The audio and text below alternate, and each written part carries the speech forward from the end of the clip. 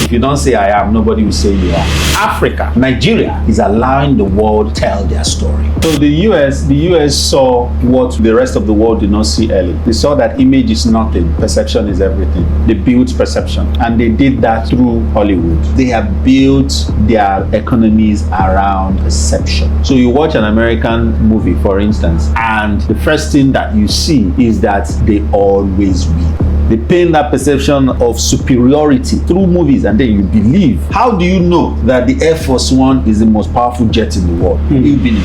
Nigeria decided to export movies, and they come with native doctor. They come with evil stepmother, wicked uncle, wicked auntie, reflecting interesting stories, but building the wrong perception. How did Lagos become what it has become today, that is flooded with human beings? Why? Nollywood painted a picture that Lagos was the only place where you can become successful. So everybody says, they go Lagos. Perception is everything. What's happening today with Japan and all that is second level colonization. What do we see? These economies were built by blacks 150 years ago. It's time for these economies to transit to the new world. We are in the fourth industrial revolution, where this technology and all that is taking center stage. The cradle of technology and talent remains in Africa. That's where you have the brightest minds. Now, these minds are now being potted. They are harvested and they are taken to go and develop this economy. We don't amplify our voices to create the perception that allows these giants to grow and still fit into the room. So what happens is that we build giants from the scratch. They become too big for us. They go to the bigger room.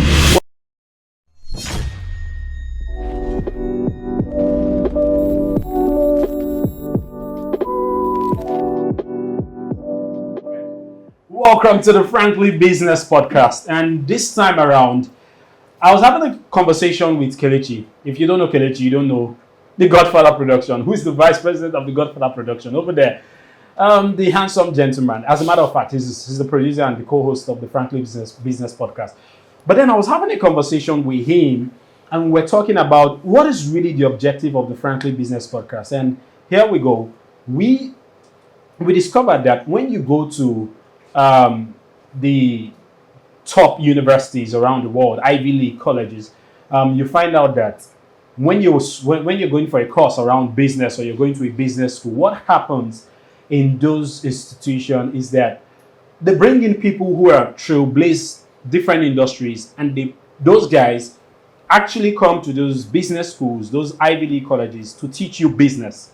Not necessarily the professors. I'm sure that the professors are more or less just trying to tell you about the administrative part of business, but the core of business is actually being taught by people who have their skin in the game, who get their hands dirty every blessed day. I remember Tony Elumelu one time when he said he posted a viral content, and most of his contents actually go viral. That man is is a blockbuster. his brand alone is a blockbuster. But then he said something that some 20 years back, he was in Harvard Business School as a student, and now he's back in Harvard Business School as a lecturer, meaning that he's coming to teach students who are there to learn what it takes to build a business in the African landscape. And that's what business school is. And if you look at what is happening in the Nigerian education landscape, you see that we don't have that. Why? Because you go to the school to study business, what you get, what you always meet is tear a sheet of paper, tear a foolscap sheet. We have tests this particular day. What is the test all about? Are you testing the Nigerian market? No. They are testing definitions, how to cram, la cram, la pro.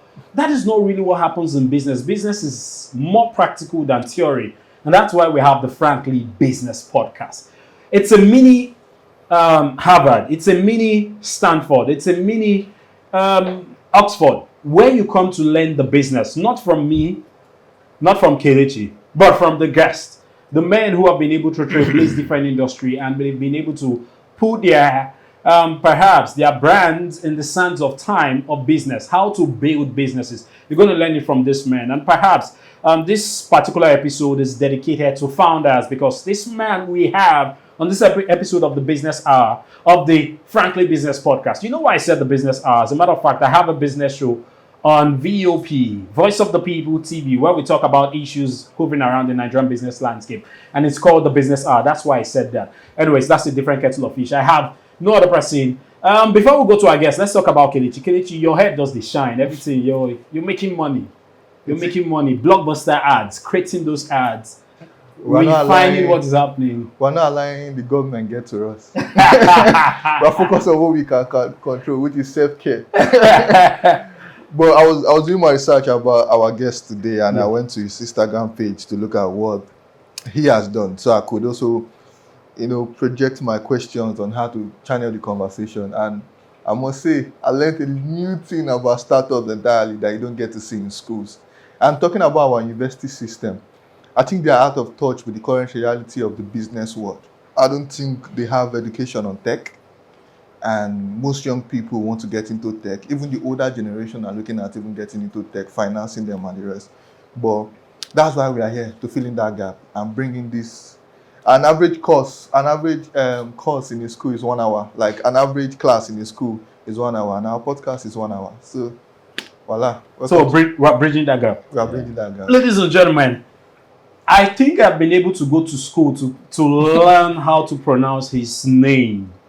Yeah, our guest. And I'm going to get it right, but I'm not going to be fast. I'm fast-paced, but I'm going to take it slow. His name is Omoruyi Edoigiawere.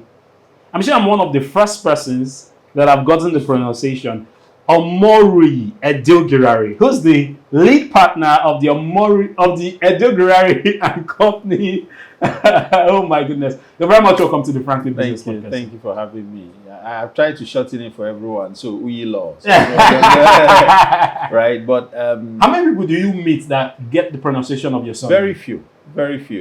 Even people from Edo. I'm sure there are people from Edo that don't get it. Very few. But what I say is, if you meet the average Russian, their names are but they will insist, and it's part of our identity as a people. You can't be more Nigerian than me, right?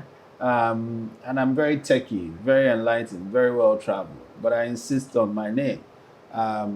They said, don't you have an abbreviation? I said, you have an abbreviation for Shevchenko? Okay, when you get an abbreviation for that, then I'll think of abbreviating mine. But you've got to pronounce it. And so, if not, we lose our identity, because some of our names can be tongue twisted. But yeah, I don't get where easy. Talking about identity, do you think that the younger generation are losing it? Let's stay on the topic before we... Well, I think pop culture is a major distraction. And I think that what has happened is that we've had a fixation on the Western world. And so our understanding of pop culture is leaning on what the West calls it.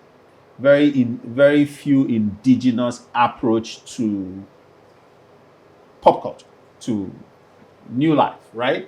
But we have our entertainment, music especially, to thank for still retaining some bit of our language, some bit of our dressing, and all that. So they give you a neat fusion of African, and I was joking with a friend that any hit song that doesn't have a Yoruba lyric in it has not started, right? Yeah.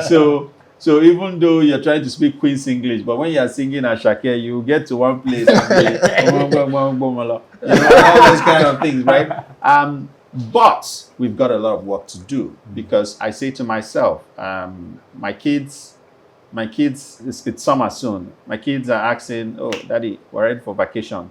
Nobody's thinking of going to Benin or going to Obudu Cattle Ranch or going to Yankari. They're looking at Disneyland. They're looking at Paris. They're looking at going to Florida, right? That's their attention. And so if I say to them, oh, we're going to Benin for summer. Right? So, but how do you get to know your heritage if you're taking flight every time out? And even our cartoons, right? So you catch them young. How many indigenous cartoons do we have? Right? Technology is not bespoke. Everything we're doing is, we're borrowing leaf from the Western world. So It's a lot. It's a lot. But you now have to be intentional about, parents want their children to speak Fune before learning to speak the language. Yeah. I'm also guilty of it, right? So I came, my daughter one day said to me, a car, and I said, who taught you that? I said, Daddy, we're learning Yoruba in school. My wife said, calm down, right? And I felt bad because I should be glad, I should be excited. But I'm like, hey, I don't want your tongue to change. What's going on? It's the relic of colonization. It has eaten so deep into us that we tend to think that an American accent, a British accent, is better than a Yoruba or an Igbotic accent. So if I come here and I say, that I'm coming to buy that thing from you, you won't find it as exciting as, I'm going to come buy that thing from you. Or what do you think, when we look at it? Why? It's sweeter to us. But that's not who we are. English is not our language. It's our lingua franca, but it does not define our identity and our culture as a people. You are either Igbo, Yoruba, Efik, Hausa, Kanuri, different tribes, right? So the Indian, for instance, will not speak English in a way that you want him to speak it. He will speak it reflecting his Indian accent. And they're controlling, they're literally controlling more than half of Silicon Valley companies. Of course. So if you understand technology, you understand that the Indian extraction of Asia is overtaking a lot of things. And it's not even just in innovation and technology. They are giving China a run for their money in so many ways. Technology, in manufacturing, and everything. Yeah. Why? They understand the power of their numbers.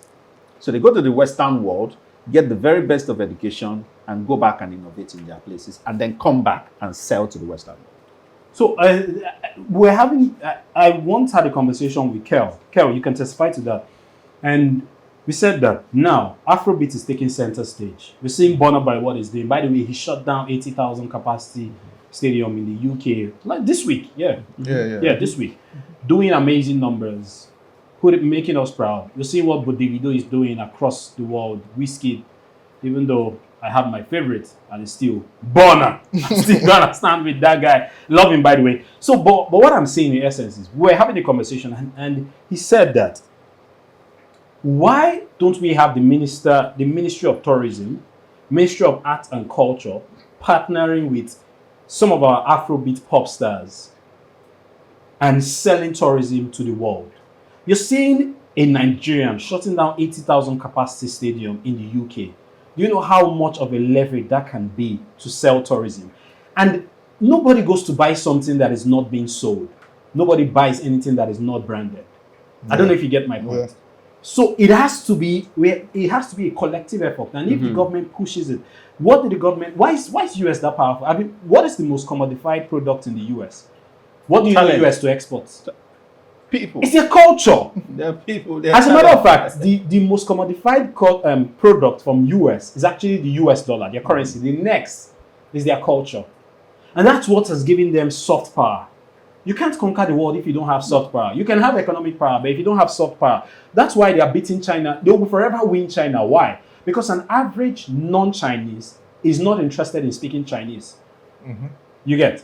So if you can't, that's how you control the world. They have to speak your language. They have to embrace your culture. So the US saw what the rest of the world did not see early. They saw that image is nothing, perception is everything. They built perception. Perception is branding. And they did that through Hollywood. You don't want to know the amount of challenges these countries face, right? I've been out of the country for about a month. And the number of homeless people, the number of beggars, the number of challenges I saw. I wanted to do a recording and I said, no, just, but you never see it.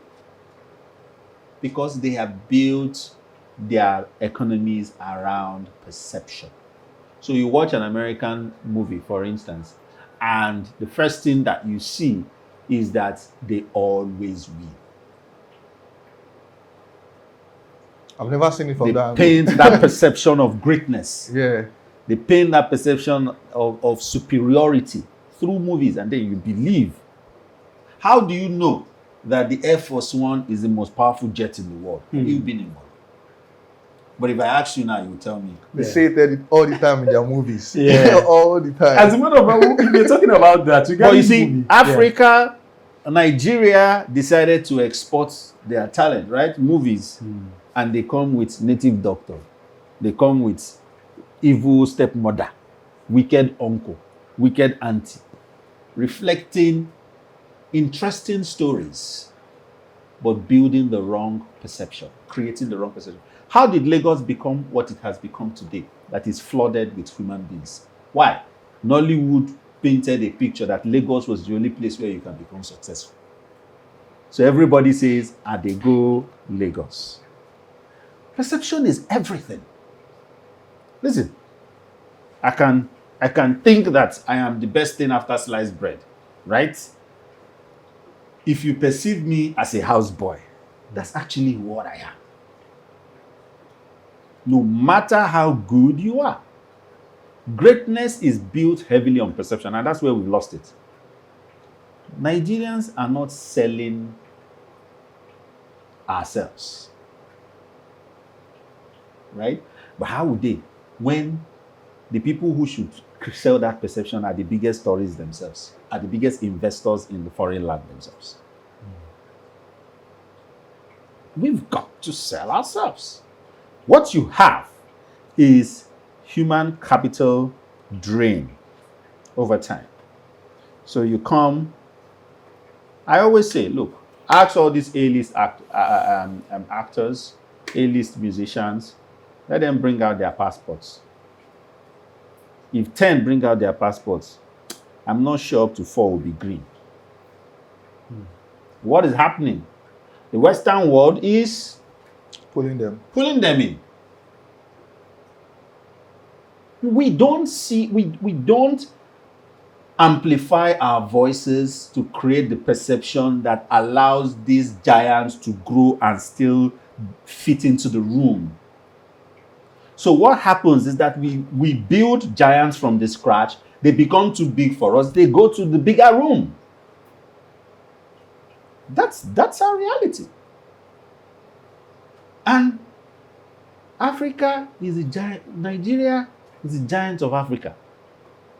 I have traveled extensively, and there's no nightclub, there's no place you go into. You get into the Uber, you get into the car. The next song you're hearing is Afrobeats, Burna Boy, Asake, Davido, everybody. And it didn't just start now. Back then, even King Sunny Ade, even Oliver Diko. We've always led the pace in entertainment, in music. Our beats have always been interesting, but we are not selling that perception. We are building, and suddenly we get too big, we scale to the bigger room. The bigger room in the Western world. Always UK. And the Western world is smart. I always say, look, what's happening today with Japan and all that is second level colonization. Now, what do we see? These economies were built by blacks 100 years ago, 150 years ago. It's time for these economies to transit to the new world. We are in the 4th industrial revolution, where this technology and all that is taking center stage. The cradle of technology and talent remains in Africa. That's where you have the brightest minds. Now, these minds are now being potted. They are harvested and they are taken to go and develop these economies. So you have a founder who starts somewhere in Isaleko, building a unique product, scales, grows, makes money, and then the next thing, global talent, L visa, this visa, that visa, he's moved. He's taking that business, he's building the economy of that country. He's making more. He has all the buffers and support that he needs. He's not invested in this place. those economies are scaling and growing. Let me give you a classic example of what you just said. I have a friend.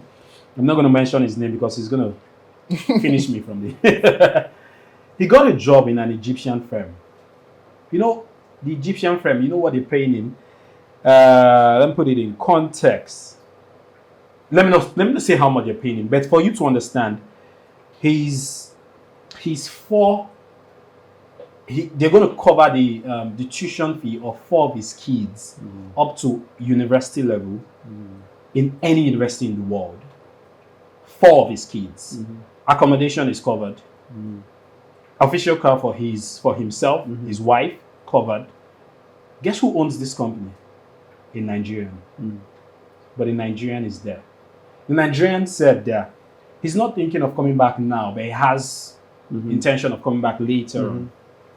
Now, I don't know if you saw a particular video. Tunde had not posted one point in time that a man is trying to set up a cancer facility in Nigeria. Here, it's currently in the US. He's done a lot, and he just thought about it. That why am I saving people here, and where my product is needed the most? If you look at maternal, what is happening to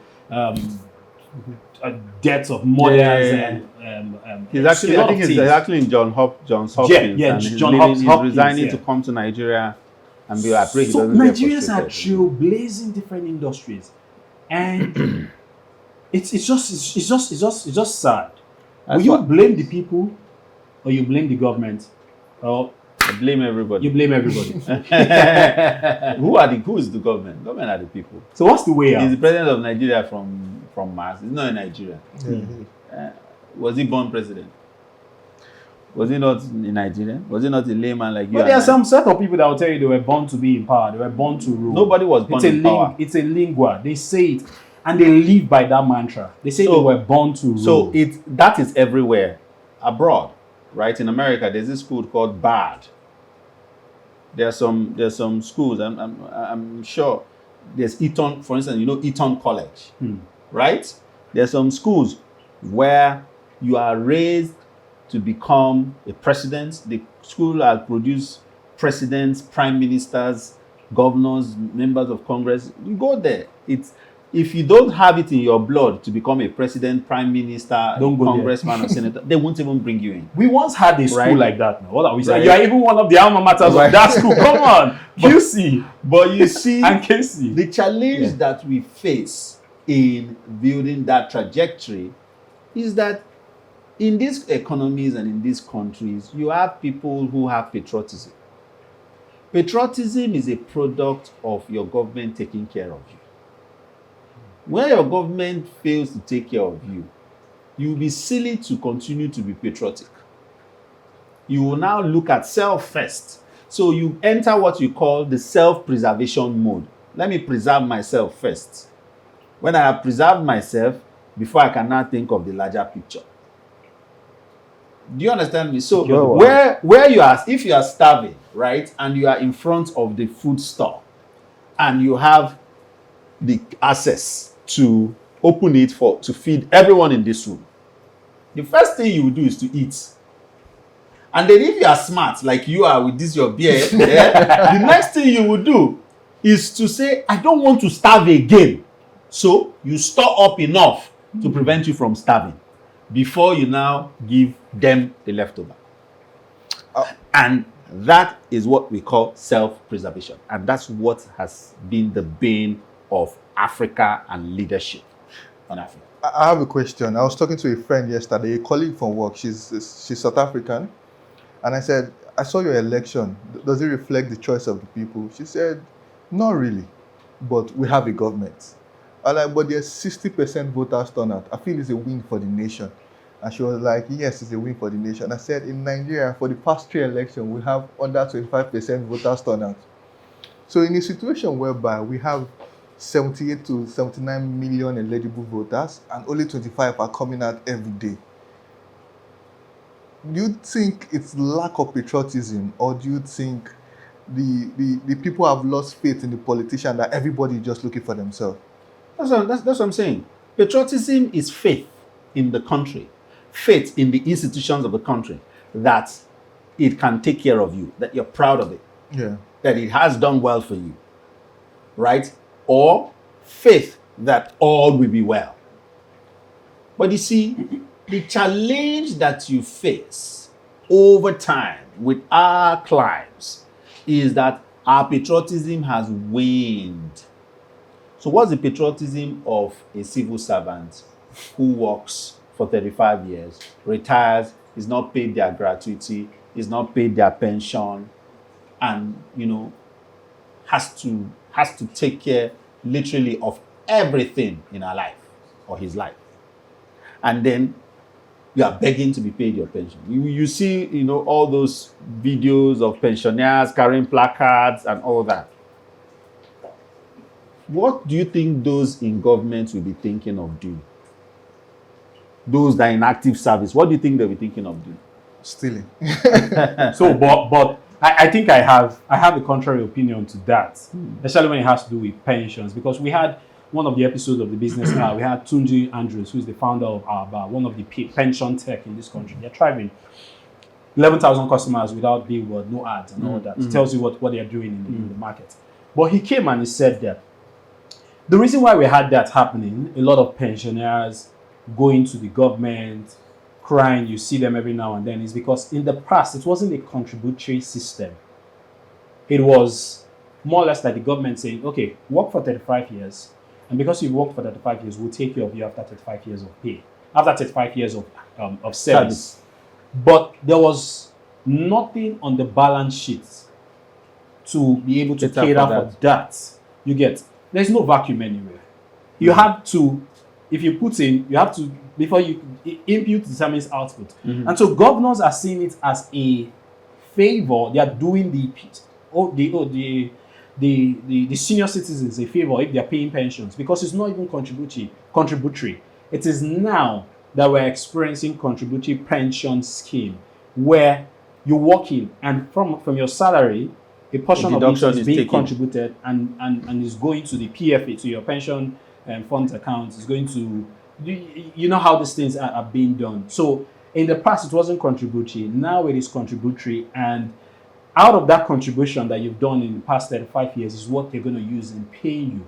And the money even doesn't go to the government. No, the contribution is even both ways. Yeah. Okay. Yeah. From your salary, and from government. But you see, from the person you're working for. Yes, if that's it's private sector. A percentage from the person, a percentage also, government also makes a percentage, right? Yeah. And if you are working for private sector, your salary and your employee make up the. But you see, the point is, a country that wants to thrive must take care of its elderly population. If you don't take care of your elderly population, you're screwed. Because the young population can see. If I see that you came in here and the producer flogged the hell out of you think I'll come in? Are you getting my point? Yeah. It is the people you see in front of you. My mother says only fools learn from experience. You should learn from another person's experience. What have the people before you suffered? When you learn from them, you mitigate the mistakes you will also make. Everyone makes their mistakes. But oftentimes, listen, there's nothing that is due. True. So, the bane we have and the biggest dent on our patriotism index is the lack of a social safety net. Healthcare, education, housing. Why do people steal? To buy a house, to send their children to good schools, to afford affordable healthcare. Right? If we had qualitative public schools, I'm paying in 6 figures for my children to go to school. Kindergarten, primary. 6 figures. I went to a public school. I cannot wish it on my children that they will go to a public school. You go to a public hospital, you're on your own. How many people today can say, I will work for 5 years, 10 years, and I will raise money to build a house? With the rising inflation, I doubt. So these are the social safety net index. How you gauge it. We don't have it. Abroad, you have a system that can give you a house. Once you have a job that pays you steady, your mortgage goes, you have a house. You could affordable healthcare. You only go to private schools in the Western world where you are a special needs child or you are from the very, very rich. Yeah, right. Okay, do you feel now? Let's go deep into the conversation of today. Yeah. So, do you feel entrepreneurship for Africans is the way for us to take back the country? Of course. That's the only way. What every other thing has failed us. The only thing that has not failed us is human capital, talent. And I think that what we have as a people is that the tighter it becomes, the more ingenious we become. We've got grit. The biggest thing the African has, the Nigerian entrepreneur has, is grit. Is to be able to keep going, is to reinvent yourself, is to survive despite the fact that you don't have the buffers that enable qualitative life. You're surviving, you're thriving, you're moving, right? And that's why the Western world are increasingly amazed. Listen, if the trains stop working in America, there'll be a problem. But if Danfo says today that they won't work, people will still get to the office. Everywhere is flooded. People are on their way to work. Some have gotten to work. In certain countries, they will call in Emergency. State of emergency. we can't work. Why do you think that so many people from our own climes now are moving there? Because as their environment gets a bit more difficult, they can't understand certain things that we can understand. We can navigate those challenges, and so we are going there to take those jobs. All we have working for us is our talent. Unfortunately, like Frank had pointed out earlier, government is not creating the greatness perception index for the indigenous Nigerian African talent. There is no destination Nigeria. Every international conference you go to today, you are seeing Dubai. Now Saudi Arabia has thrown their hat in the ring. So when you go, you see Saudi boots, you see them curating a picture. What are we selling? What you now have is Uyi, Frank, Kene, right? Yeah. Selling their own stories. And then for the third party to now decide to either connect it to Nigeria or connect it to wherever. As against Nigeria painting the picture. You see, let me tell you something. Samu Mbakwe back then said, look, if you don't say I am, nobody will say you are. Africa, Nigeria is allowing the world tell their story. And I cannot tell Kene's story in a way that will make Kene greater than me. I'm not Jesus Christ. I will tell Kene's story, amplify Kene's skill and talent, but in a way that it will not demystify my greatness. But Kene can tell his story as flamboyantly as he wants to. You can do that. I'm not Jesus Christ. I can't love you more than I love myself. And the same thing when you look at the ecosystem, you look at the growth, you look at the development that are coming from founders. Founders are building for foreign investors to come and invest in. I cannot come and give you money for you to build and develop your country. I will give you money for you to build a product that suits my perception and most likely will be more effective abroad. So I can hear some names. You just said that. We'll take a break, but before we take that break, I can hear some names. I just heard you mention IMF, World Bank. I didn't mention any name. I didn't mention any name. I can hear you say that. You know, these guys. Let's take a break. We'll come back. Ladies and gentlemen, the Frankly Business Podcast.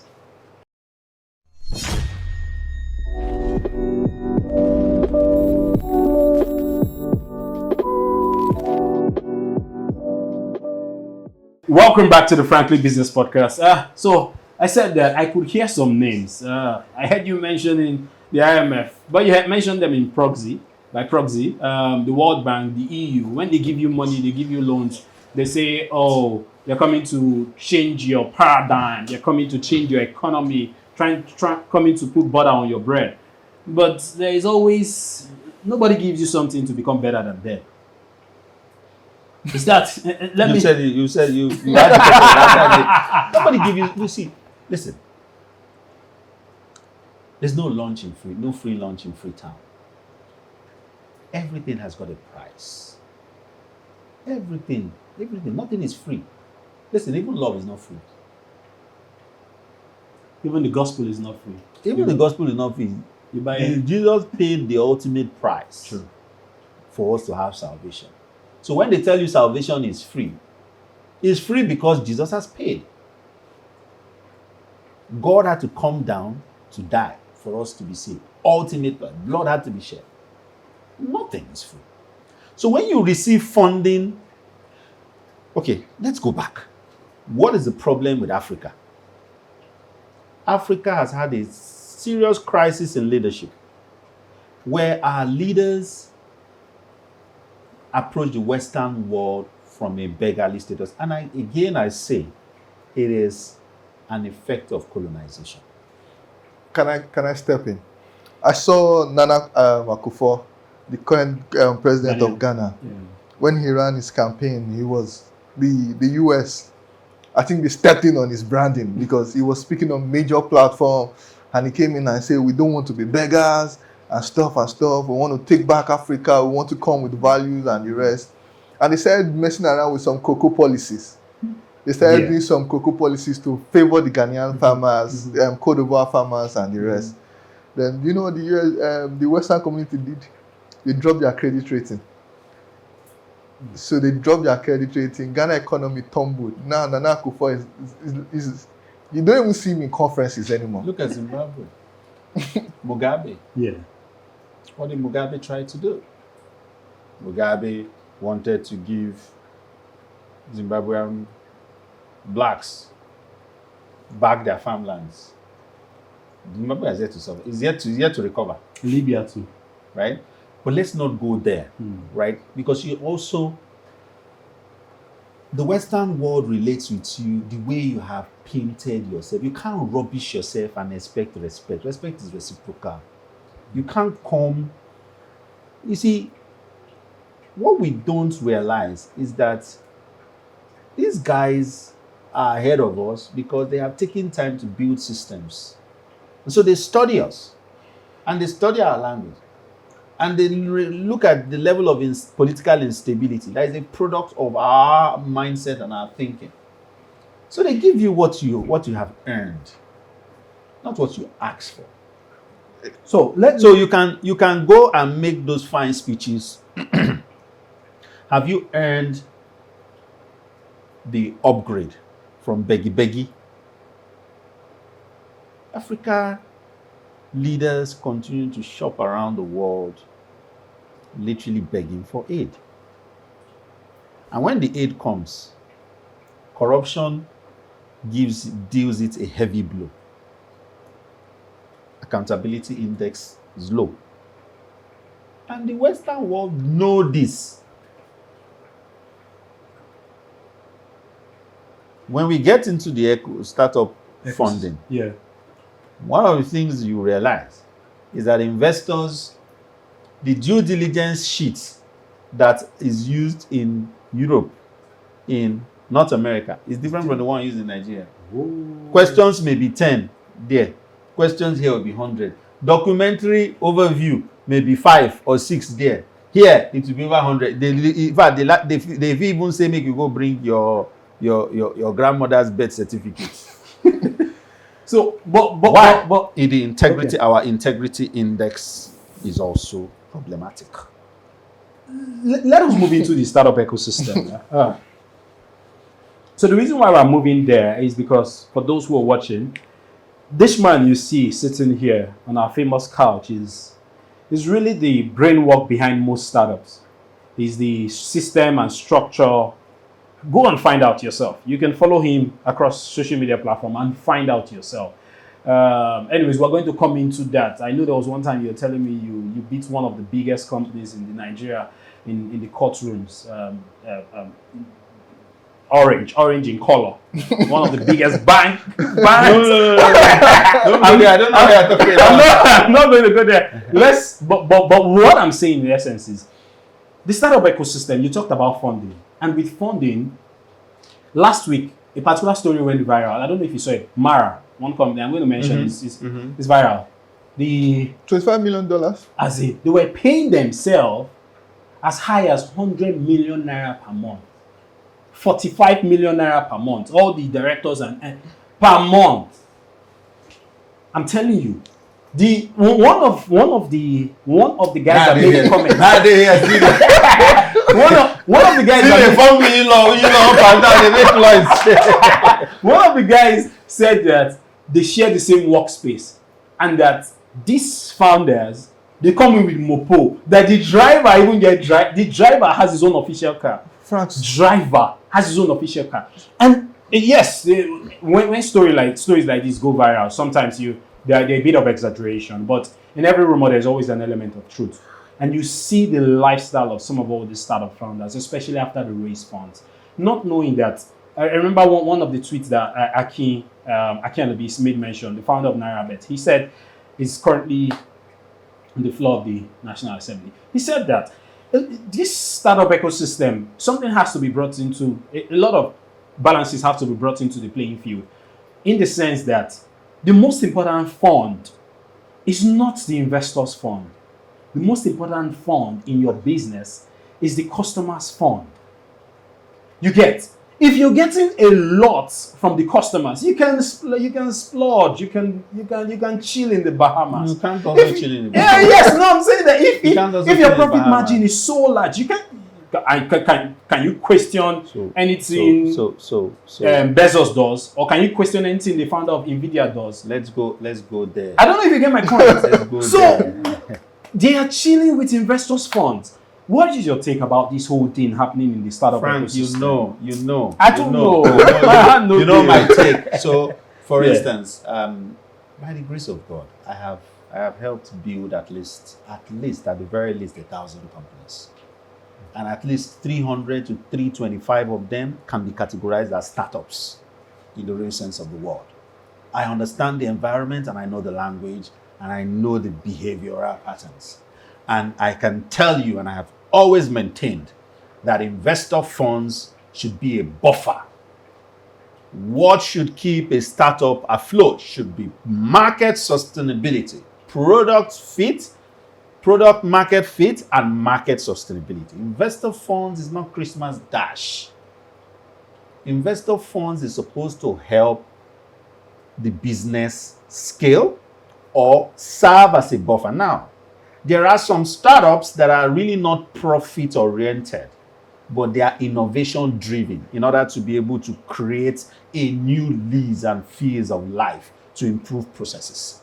Those sort of startups require investments for them to be able to thrive, right? But there is microcosm, minus 5% of the number.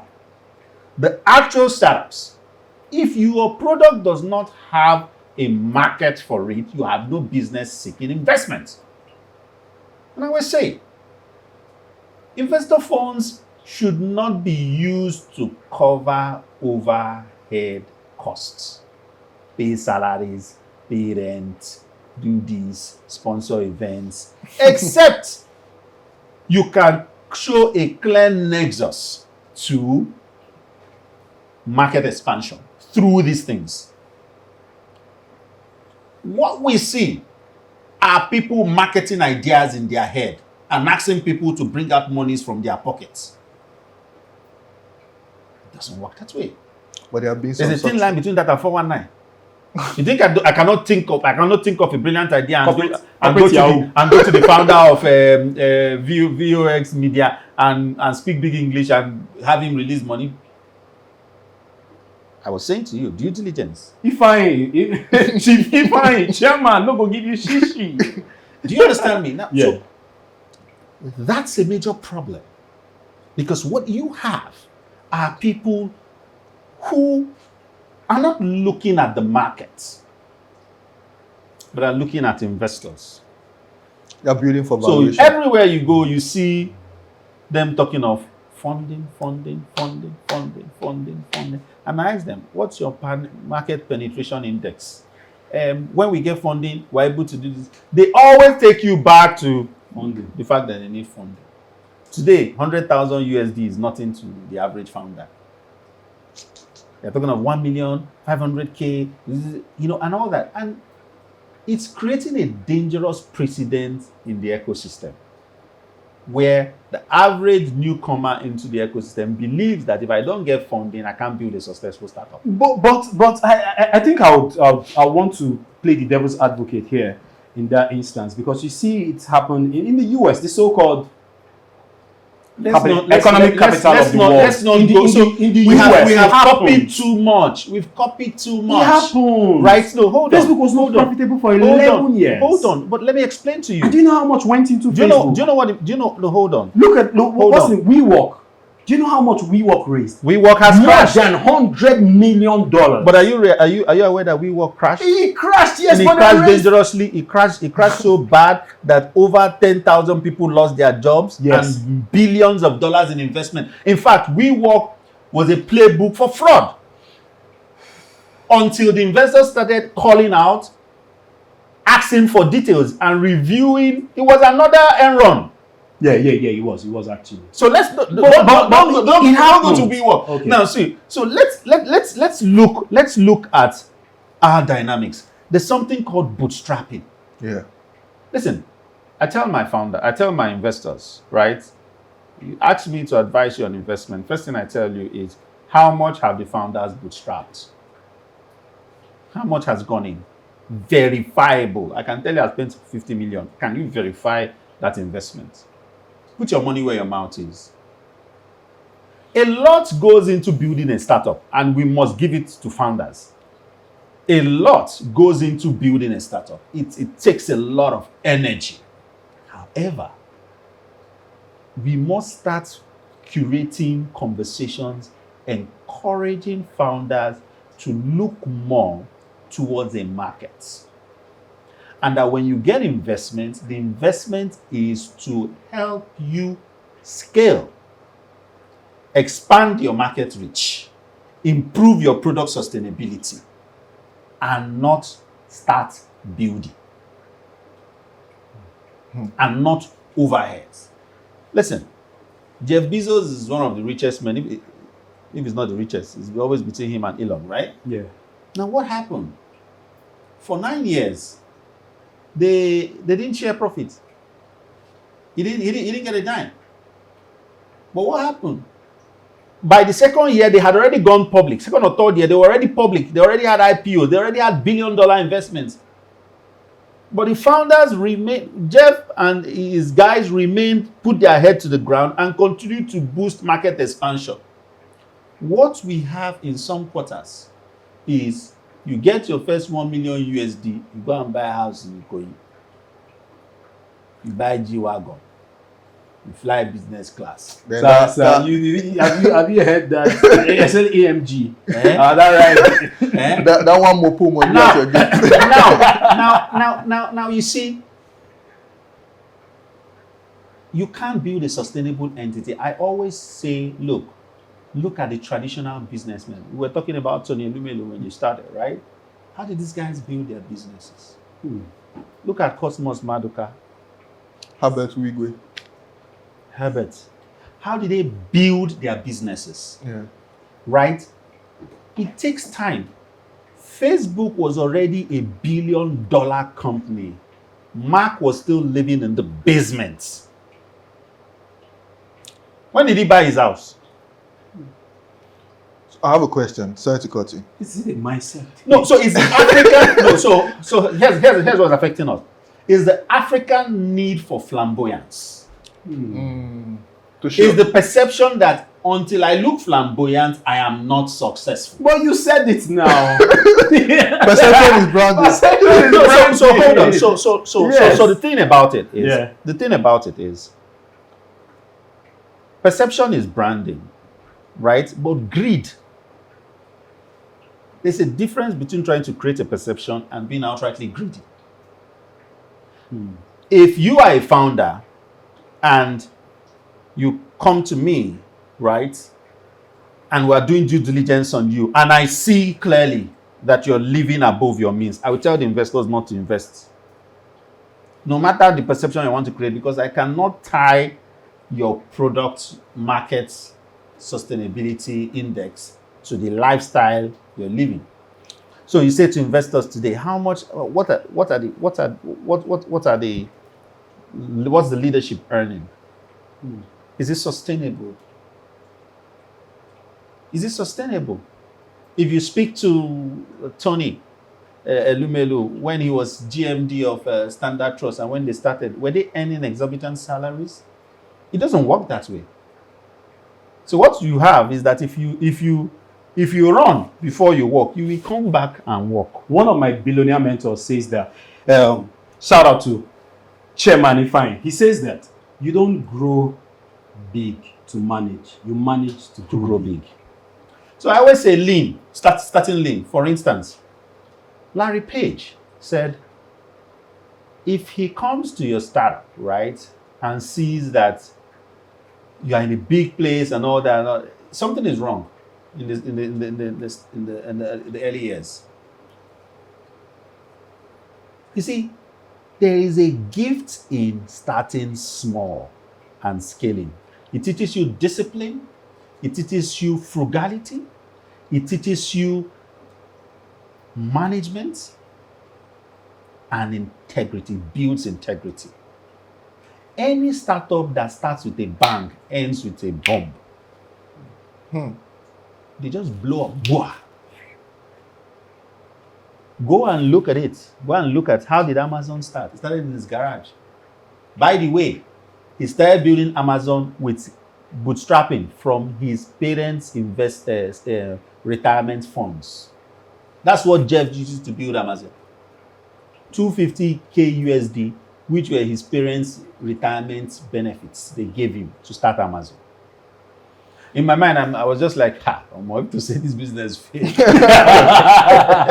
Right? But that's it. Started from his garage. And then as you get customers, as the business starts growing, you start saying, okay, maybe we need to move to a bigger space, right? While our numbers are building, we have a market, right? Maybe we need to move. What you have are people saying, for people to respect us, I have to have office in Banana Island. When your product, when your product and the market is in Eko Idumota, so you're even far from your market, or is in Trade Fair, Alaba International, or is in Oshodi, or is in Yaba, right? You can't blame them. You see, until you realize that being a founder, running a startup, is not a buzzword. It's not a trendy thing. It's not what you want. It's not what's cool. It actually work. It is. Right? Now, there's also another angle to the conversation, which is that founders put in a lot of work as they are building. And so when these investments come in, some of them are unable to delay gratification. Because I've suffered. I beg. You know, and it's a valid point. I think I would love to say something to that effect. We had Kelvin Umechuku, the founder of Bumper. They raised $4 million. We had him on was it the 4th episode or one of those episodes? Yeah. And he said he was clearing the air regarding laser pay and what's the name? Payday. You know, Favor. Mm-hmm. There was an issue, and they were like, Favor was paying either one of them. Let me get my facts right. Either founder of Laserpay or Payday. So just was earning close to like $15K $16,000. Yeah. $16,000 monthly. Yada was living large and all that. And funny enough, we had this guy, Kelvin. Kelvin is so close to Favor, and he said what really happened was that he told Favor, when you were starting up, pay yourself. Favor said no. He was working for Microsoft then. And he said, no, there's no need. I'm earning. There's no need. Blah, blah, blah, blah, yada. I will bootstrap. I'll do this. I'll pay the price now. And when funds came in and they were a bit stable, he started paying himself all the monies that he has not earned all this while. And it was just for 5 months, right? He came here and he cleared the air and he said it was just for 5 months. And you know how we in the media now, we like to add adjust to some things. The thing just blew out of proportion. It went viral, went trendy, and people were talking. You know, when people say they're paying themselves 10K, just know that by the time it gets to the fourth person who is talking about that rumor, It's now 100K. It's now 100K. So always fact check. So what I'm saying in essence is, it's just tantamount to what you're saying, that some people they paid the price, we've grinded, and when the money comes, then we chop buffet, confirm buffet. So here's the thing, delayed gratification is the biggest gift you can give yourself as a founder. But you see, there is a myth that is becoming a fact because so many people are painting that narrative in the ecosystem. The myth of failure, that it's okay for the startup to fail and that most startups will fail. So that gives a sense of comfort that, okay, if this business fails, and failure in itself is not a bad thing, right? Businesses fail to grow. You know, if you ask the average founder, they've tried their hands on so many things before they struck gold, right? Yeah. However, that perception that, okay, I can get $1 million and then the business can still fail. Who will pay that $1 million? But you know the problem, let me tell you the truth. Many founders have not started going to jail. They've not started facing court cases. They've not started answering the investor questions. When they start, the chickens will come home to roost. So do you think for growth we need regulation? So the thing is, every industry must build a way to self-regulate. But you were part of the people that set up the Startup Bill. The Startup Act. So you did the Startup Act. And I'm going to... The act is not a regulator. Are you saying... It's an enabler. Yes, it's an enabler. But was that a part of the act? There is enough regulation. The Companies and Allied Matters Act has its own regulation for Security companies. and Exchange Commission as well. SEC have their rules. CBN have their regulations, right? You have the Corporate Governance Code. These are all regulations that are targeted at companies, of which startups are also inclusive, right? And so there's a due diligence framework that is an offshoot of having a corporate governance system. The challenge we have is that many startups don't have a corporate governance structure. So for instance, you can pay yourself what you like because there are no accountability indexes across. Your audited accounts, who are you submitting your audited accounts to? So who steps in and hold them accountable? Oh, so right now, the system is the investors who are now investing are now asking more difficult questions beyond your business idea, beyond your product market fit, beyond your potential market. They are now asking, who's in your board? Do you have a board? Are you holding board meetings? Do you have a structure in place? Can I see your audited accounts? Can I see your pay slips? These are questions that many founders previously overlooked. So investors in the past were now asking this question. The focus was on the idea, the novelty of the idea, the importance of it, and the fact that you needed to encourage. So do you blame the investor or you blame the founder? Because if the investor, the first metric for you to be an investor is actually do your own research. So let me cut you short there. Yeah. When you talk about startups, these are companies that literally don't have a track record beyond their idea. And the idea around investing in startups was to help businesses that are new grow and not die, encourage innovation. If you go to a traditional banking institution and tell them you need funding for your startup, they will ask you to bring documents that you cannot get. You will not 30%. meet their threshold. They will give you money at interest that you can't pay off. It's 30% now. Right? So the idea for investment, and that's why you had VCs. What VCs come in? VCs come in, they fund you, then they take equity in your company. They share the risks with you. Right? And then But now VCs are becoming tough.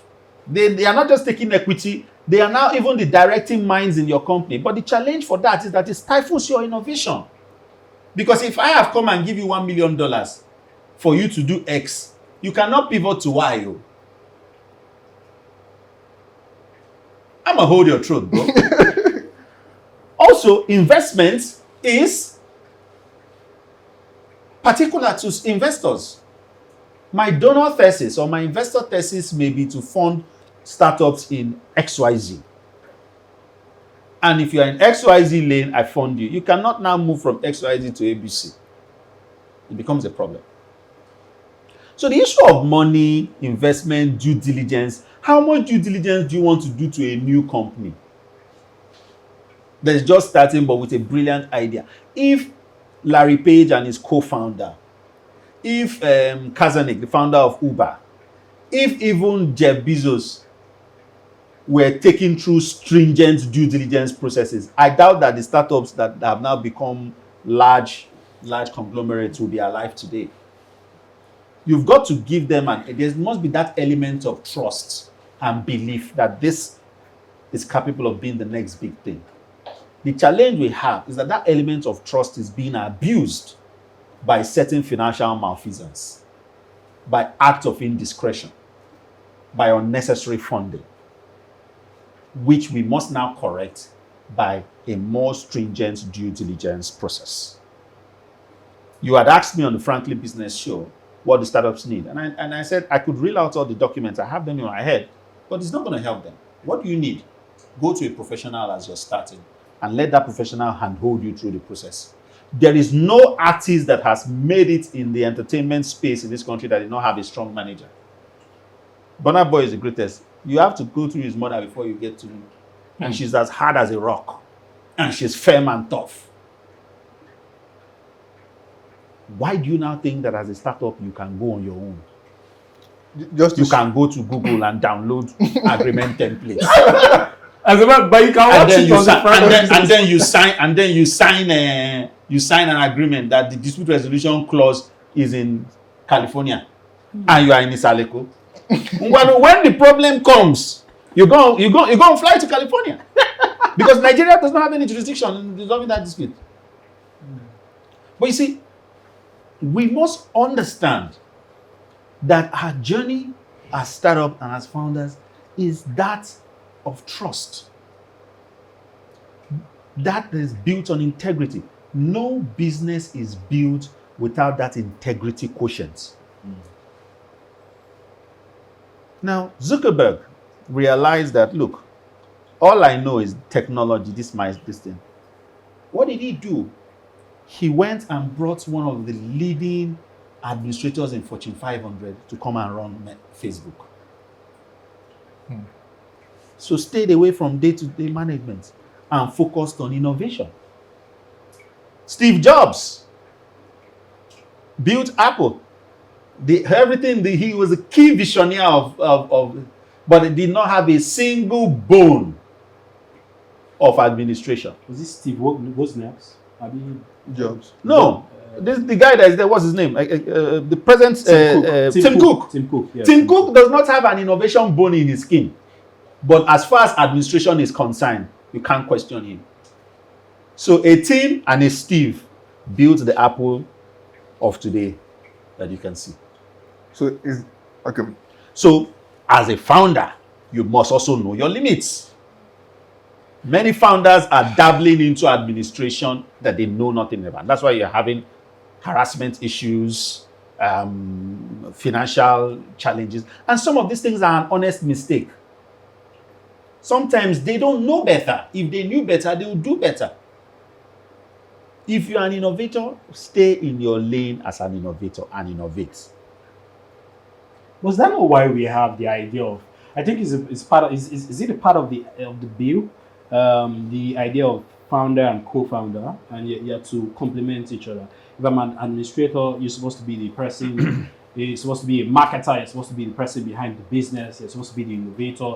If I'm a techie, then I'm supposed to handle the business of the business. You have a book called The Business of Running Your Business. So I have a very different view as far as co-founder relationships are concerned. Okay. It's like marriage. If you get it right, sweet. If you get it wrong, you're screwed. Many startups have died today as a result of co-founder conflict. But like marriage, you can remarry. And often, yes, but you see, you can remarry, but the marriage is dead. Right? You're starting another one. No matter how much potential that marriage had, it's dead. Same thing with startups. Oftentimes, that a person has a skill set that is needed by your startup at the inception does not mean that person should be your co-founder.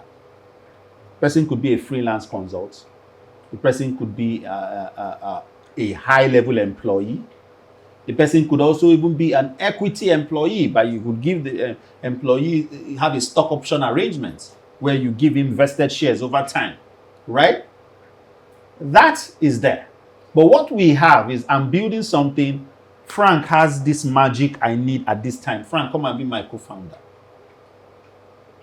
Do you both have a meeting of minds as to how this startup should run, as to the future of this startup, as to how money should be shared? Kene and Frank are building a startup, right? Frank is a long-term guy. Okay, we've made $1 million. Let's invest all these $1 million into the business and see what we make. My projection is that in 5 years, we can convert this $1 million to 50 million or to 20 million. But Kelechi, he loves to chill in the Bahamas. Kene already has, throughout the 1 year of building, Kene had been dreaming of going to Maldives. Kene has this girl that told him he wouldn't amount to anything in life. So Kene wants to pepper her. He has already gone to price G-Wagon. So his own point is, Frank, give me my 50%. I own 50% of this company. Give me my 50. Give me my. Are you a professor? I am. Oh, I am. You saw it. Give me my 50% of this money. Let me go and do my thing. I have worked. Your long term is your business. Now, how did that happen? We can laugh about it, but there was no proper structure to the co-founder relationship, no co-founder agreement. At EandC Legal, one of the things that we have is what we call the difficult conversation. We have a list of bespoke questions. You'll never find it anywhere else, where we send partners, co-founders, potential co-founders, go and have these questions, discuss among yourself, and then answer these questions, come back to us, we'll use it to prepare your founders agreement. 70% of the time, they'll come back and say, he's married, sure look at work with this guy. No, this guy is not that. No. Thank God, though. Praise God, though. Can I run this thing alone? I need time. I need another co-founder. Now, if we didn't have that relationship, if we didn't push them to have that conversation, they would jump in and draft a Google-generated agreement, or they just call any lawyer and say, please help us draft the founder's agreement. Yeah. That's why we draft a simple agreement and give them, they will sign and they will start the journey. Then Kasala will start busting little by little. We say if you speak pidgin, Abi. And then the conversation they should have had at the onset, they're having it in the middle. But the challenge now is that there's a business, there's money, there's a market, there are customers, there are investors who will suffer as a result of their inability to agree on very, very important issues. Okay, so you just mentioned reasons startups fail. One, financial misappropriation. Then two, co-founder issues. What like another deal breaker they should look out for? Fragmented regulation. Many startups don't know the regulation, don't know the laws that regulate their business. So everybody just comes in, and until you get the next letter from the regulator, before you know that what they are asking of you. Because sometimes even the regulators cannot keep up with the pace of innovation and technology. So regulation is also evolving as far as startups are concerned. So oftentimes you build products on a faulty foundation because you're not aware of the regulation that you're working with. And now comes in and becomes a problem. And then also pop culture. We don't understand that we must contextualize our products to fit the market. So something is happening. A lot of the card businesses are folding. Many card payment generated businesses.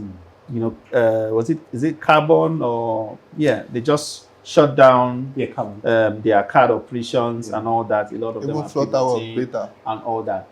Why? Now let me tell you, let me give you a bit of a background. Many of these innovative businesses start not with profit at the center because they have some support and some funding, right? So they get the business and they get it running. Hopefully that the market will catch on and then it will become very profitable. But then the market doesn't catch on and then they have to shut down. One reason for this is that they don't contextualize our realities.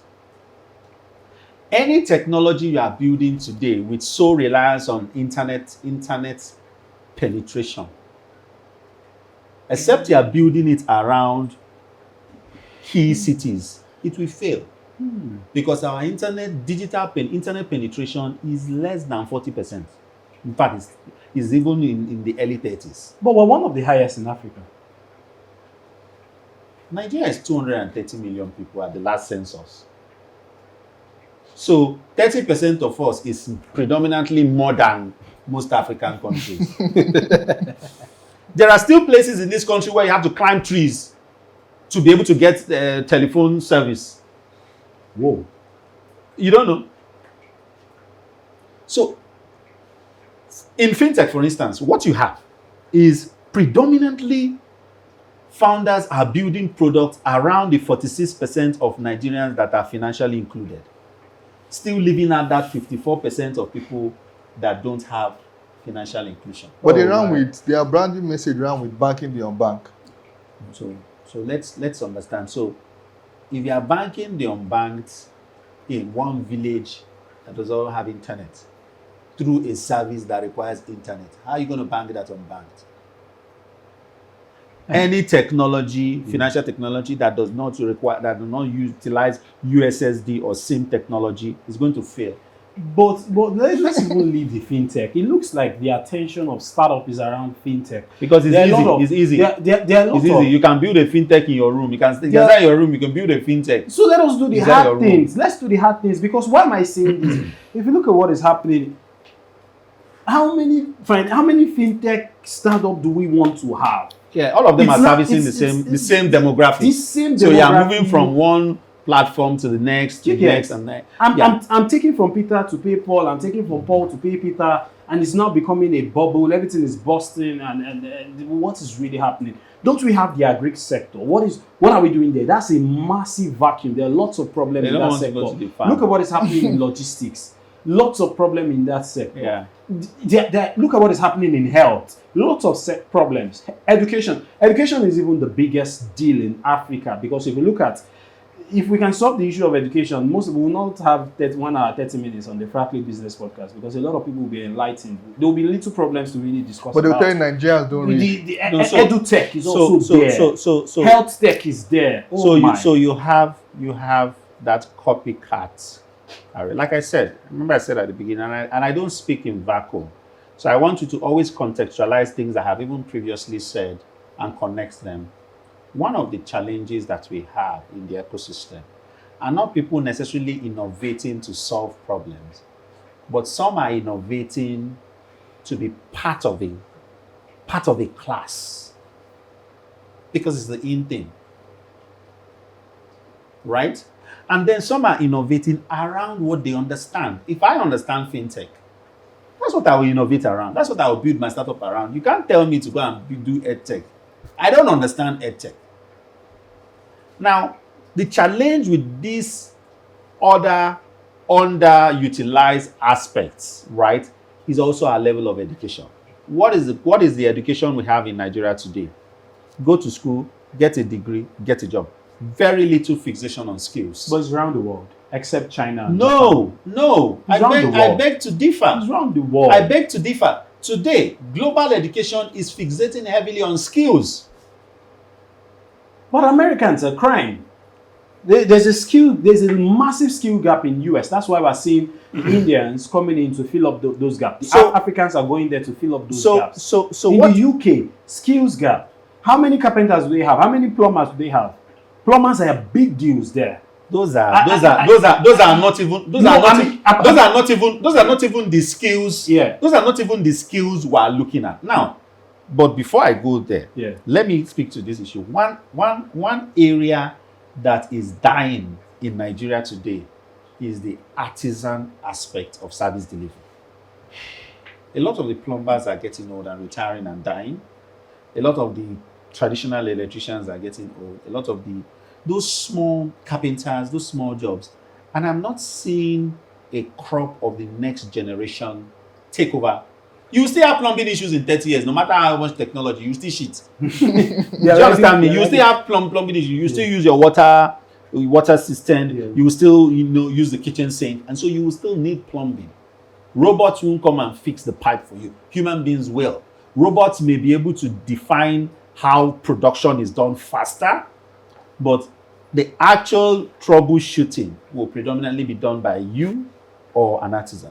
And that's one aspect that continues to suffer a heavy hit. Because today, for you to get a plumber, even in Lagos, you have to start calling this one as, Baba, I don't move to my village, I don't old now, I don't try, and all that. You're seeing a lot of that. Yeah, now, mechanics. right?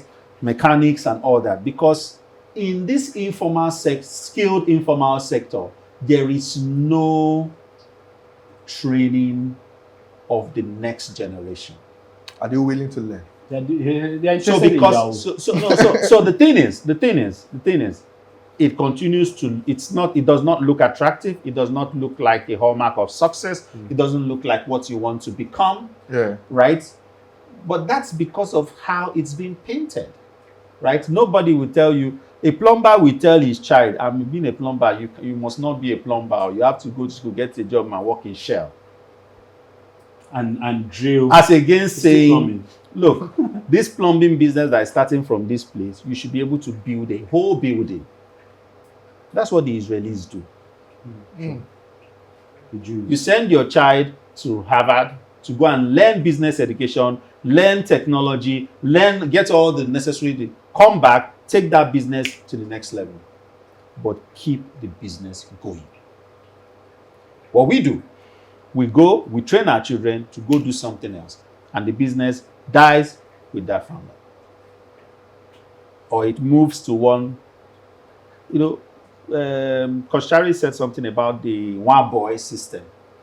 It remains the most business impactful training that Africa has ever seen, the apprenticeship system. Because you go through the entire rudiments, but most importantly, you retain the business. If not for the one boy system, the apprenticeship system, many businesses today would have been extinct. So tell me how agri-tech will boost if I don't understand and I have not built skills in that space. I understand technology. So let me tell you, many people in the agri-tech space understand the technology component of agri-tech. Very few understand the physical component of the agri-tech space. Getting their hands dirty. So we like to sit behind a computer. So oftentimes people think that startups are people who just sit behind computer and continue to code and build, and all that. Startups get their hands dirty on the field. What is a startup? In the definition of the Startup Act, a business that is technology, development, or innovation driven. And it's not restricted to digitization. That's the biggest challenge. Lagos State has a logistic nightmare challenge. We've not been able to get it right. Because how many people are taking time to understand skills around the actual bottlenecks we face? You see, we can continue thinking that digitization will solve our problem. One person will sit and develop a code and then we'll just become heaven on earth. It can't work. You have to go to the field. You have to get your hands dirty. You have to understand how the field works. And then tie that to the back-end digitization in order to get impactful results. And that's why fintech is able to be so pronounced is that a lot of it falls back on digitization. There's very little field work. Yeah. Everything is numbers, codes, systems. In fact, I would say that the financial industry relied on artificial intelligence before artificial intelligence became a thing. So we must not take out that physical component to the conversation. Education must now start fixing. Everybody must not be a graduate. Everybody must not get a degree. A person can decide that my trajectory is to learn plumbing, learn carpentry. And I would do for the next 8 years, go through the skill sets I need to become the very best version. And now bring value. But you see, in this part of the world, we see it as a taboo. In fact, in my mind, as I'm saying this thing, I'm saying viewers may now say, why you not send your children to go do carpentry? In my mind, I say, go for B. We cannot, you see, let me tell you, we cannot deceive ourselves. We must tell ourselves the truth. If everybody gets a degree and everybody is a degree holder, who will get the society running? Okay, so should we turn our polytechnic to vocational studies? Exactly. Too? So, in fact, it's too late. How many skills did you learn in uni? Barbing hair. How many did you learn in primary? You did barb. That's why he said it like this. How many did you learn in primary and secondary school? I'm not spending money again. No. Oh, do you know where you will learn faster? Primary and secondary. Introtech. Carpentry. Introtech was a punishment. Introtech was a punishment. Right? It was a compulsory subject in GSS 3. Yeah. But it was punishment. Every time it was Introtech class, the teachers know how to flog. Yes, if I'm my teacher, God rest his soul. The man, the floor. It was as if this is not my calling in life. My mother said I will be a lawyer. Okay. Do you understand me? Yeah. But you see, I had classmates who Introtech was fun. Once it's Introtech, you see them smiling. They are doing this. Most of them are in the vocational field today. I had classmates that enjoyed Introtech. One of my friends, Brainbox, we call him Brainbox in secondary school, Nigerian Navy secondary school, by the way. Shout out Brainbox. He said that when after secondary school, he was going to go to the university. His brother said he's not going. His brother said no, he's not going. He wants to go. He's an Igbo boy, traditional Igbo boy. He wants to go learn trade. He told Brainbox, his elder brother, told the junior one, who is my classmate, told him, come, let's go learn this trade in 4 years. By the time you're done with university, you go don't get cash. No, we go learn this thing. He said no, he wants to go. He went to university, 6 years, studied Aki, and after we met, his brother owns like fleets of shops in Alaba International Market, controlling nothing less than, these guys, nothing less than $500 million. And he said that, Frank, one of the greatest regrets, we were graduates, he told me then. I remember that particular spot on the road, we were just walking, and he told me, Frank, one of the greatest regrets in his life was that he did not listen to his brother to join him in this Unwa boy trade he talked about. He said right now, his brother, if you see him, he wears bedroom slippers all the time. Now, they always sponsor our chilling that time. And he said, his brother, if he needs funding for any project to the tune of 400 million, with the twinkle of an eye, he can raise it. He said him, if he needs fund for 50K, he still depends on his brother as a graduate. So and he do you know the funny thing? He ended up doing the Unwa boy for his brother after 4 years in university. Now he's controlling some funds. So let me tell you a secret. Brain box, so let me tell you a secret. You know what these businesses do? They don't build on investor funds. They build on numbers. Nigerians are consuming. They bear the product, they market it to the consuming market, and they sell it. Sell, keep selling. Go back, get feedback, reinvent, sell again. Go back, get feedback, reinvent, sell again. Do you know what these guys sell? Light. Stage light. All your concerts in Lagos supply those lights. Why? They found numbers. You know, you can't underestimate the place of a market. If you come to tell me about your startup, the first thing I ask you is about your market. I'm more interested in your market. And if you are not clear as to the market you want to service, you're joking. You're joking.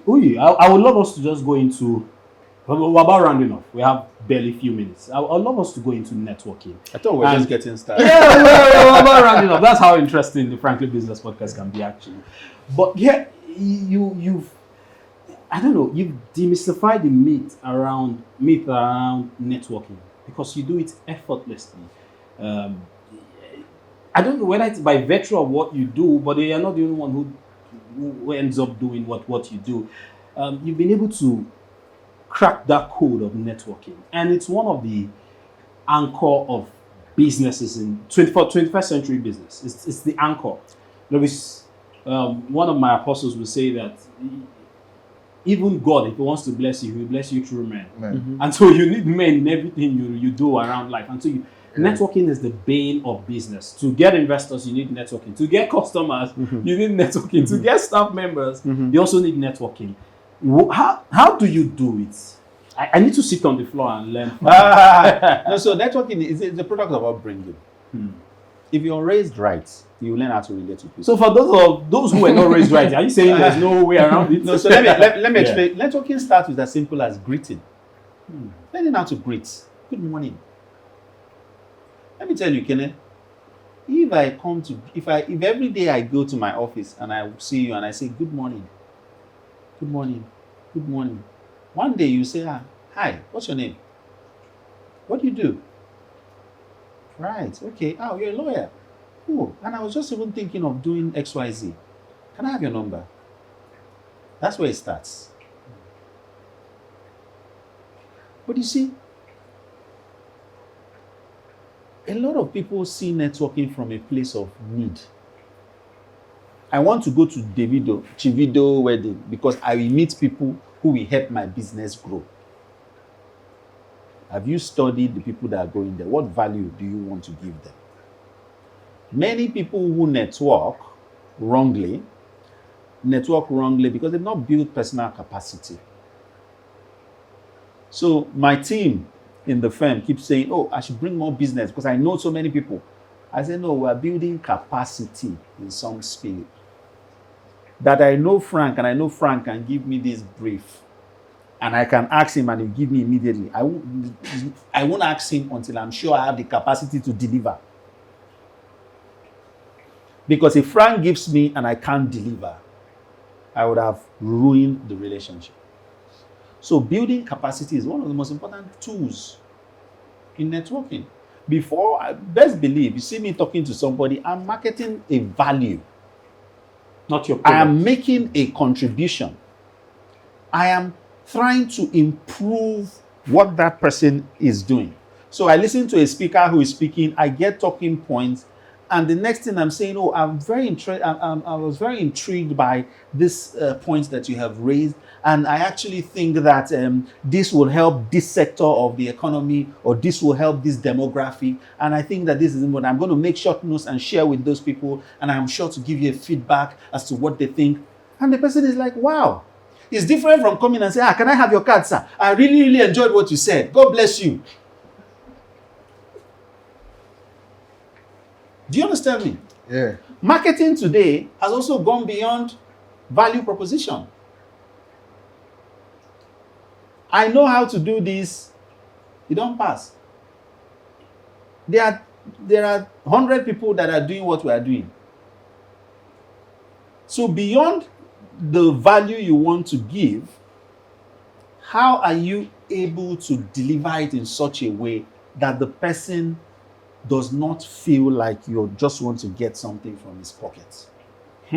Mutually Another word that is abused is mentorship. Today, someone says, Kene on the podcast, he wants to grow beard like him and sit and say, come on, he's like, Kene, come on, make me your mentor. I want you to be my mentor.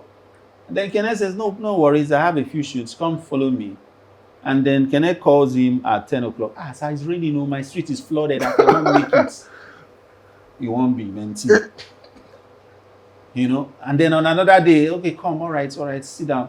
And then you sit and wait for 10 hours while Kene is having different things and all that. And then, Kene drops you off. And we remind you, just carry me, sit down here. What kind of thing is this? He did not even introduce me to Frank. He did not even introduce me. They were even eating donuts. He did not give me. You want to be mentee. You think it will come on a platter. It will work. The problem is that people don't want to work. So that mentee wants to come and you introduce him to Frank. In fact, he wants you to shift and give him chair beside you without learning. And so, if I don't see any value, I go for events that I pay a lot to attend. And I have not been able to extricate the value I want to discuss with people. I don't network. Whoa. I just get what I want to do and go home. I don't, because if I'm not able to add value to the conversation and show how I can actually make your life better or how we can actually collaborate to build something impactful, there's no sense of networking. Listen, complimentary card is one of the most useless pieces of paper you can ever have. If there is no history behind it, I give you my complimentary. You call me, who are you? When did I give you my card? That's what you will hear. But if there's shared value, you will just see. And let me shock you. When you have this value-driven conversation with people you're networking with, even when you offer their card, the next thing they are saying is handing you their phone, enter your number. I met a very influential person in this country. You can't call 10 people without calling his name. After our conversation, the next thing he did was he took his phone, he took my picture, he saved my number, put my picture. So he said, so when you call, I see your face. So I know it's you. Value. Guess what? We had exchanged cards. In fact, also, you have to be careful. You can't go and see someone at the top and you be giving the person your card. Who are you? So if the person gives you, and if the person asks, you can. Yeah. But when I looked at his card, and I looked at the number that he had given me, it was different. Which means, now PA number I didn't get, or Coro number. But today, we are together. I post on WhatsApp, he will comment. In fact, Christmas, he will first send me Merry Christmas flyer. You don't want to know the business component to it. In fact, someone reached out to me to speak at an event, and it was really tight for me. Really, really tight. I was traveling. I had to be in court. It's just so much wrapped up that day. And I asked my team to send my apologies. And the person sent a message to me and said, this person said the only reason he will sponsor this conference is if you are speaking. So I'm sorry, sir, please. And he didn't speak to me. This is my mentor now, did not even mention it to me. Because I was wondering, how did this guy get my address, everything, and all that? And all that. In fact, they had even done a flyer. Yeah. And I was like, what effrontery? Right? But he had already told them that the only way I'll sponsor is if this guy comes to speak in your conference. They are men and they are men. So That's networking. That's mentorship. For you to open your mouth and say you want to be mentored, you must be ready to work. You must be ready to work without gratification, without anything. My mentors will ask me, are you okay? In the early years when I started, are you all right? Do you have transport money? I don't have transport money. I said, I'm fine, sir. I will trek. Because my boss money can only get me from Obalende to Yaba. So I will trek from Ikoyi to Obalende. Rather than say I don't have transport money. This is global television, right? I can stand to say I have never asked anything from any mentor. Never, not one. Even when I have been in the middle of it. But the truth is, when you build a relationship with them, they become subsumed in your life. They get to know you, that even when you're having challenges, they see it. My mentor called me, one of my mentors, she called me, and she just started talking of fitness, exercise, this. When she finished, I said, I see you have added a lot of weight. She's watching my status. See, I see you've added a lot of weight. So do this. This is somebody that's sitting on billion-dollar businesses. But they have time for you because you have invested in the relationship. They ask you to do stuff, you do it, you don't ask for money. We don't have that here. Let me send that little boy to go and buy me Coke now. He will come back with change. He will give me the Coke. He will bring the change. The Coke will be here. The change will be here. So once I collect the Coke, some will tell you thank you before you even give it. Thank you, sir, for the change. I didn't give it to you. Give it to me. Return it. If we don't build that system where you can delay gratification, what's going to happen? You will have a system of entitled people milling around. The first proof of mentorship is someone who is willing to go through without asking for anything. So you as a mentor must take them through a difficult process and see if they will stay. See if they will show. If I have a meeting and it's raining and you give me an excuse because of rain, cancel. Enter that rain. Come to me drenched. Then I know you're ready. Because guess what? If the US embassy was going to give you a visa, if heaven was falling, you will get to the front of the embassy, except your village people will swear for you. That's the level of energy you must bring into building relationships, whether networking or mentorship. Oh, ladies and gentlemen. But Frank, before we go, we forgot to ask him a question. Okay. Who would you love for us to bring next? And what question should we ask the person? Okay. Bring Cardozo and ask him to bring down why he has not brought down MPR rate. But really, I would want you to bring a traditional businessman. Talking of frankly business, I've seen all your podcasts. You are bringing Serere. Go to Alaba.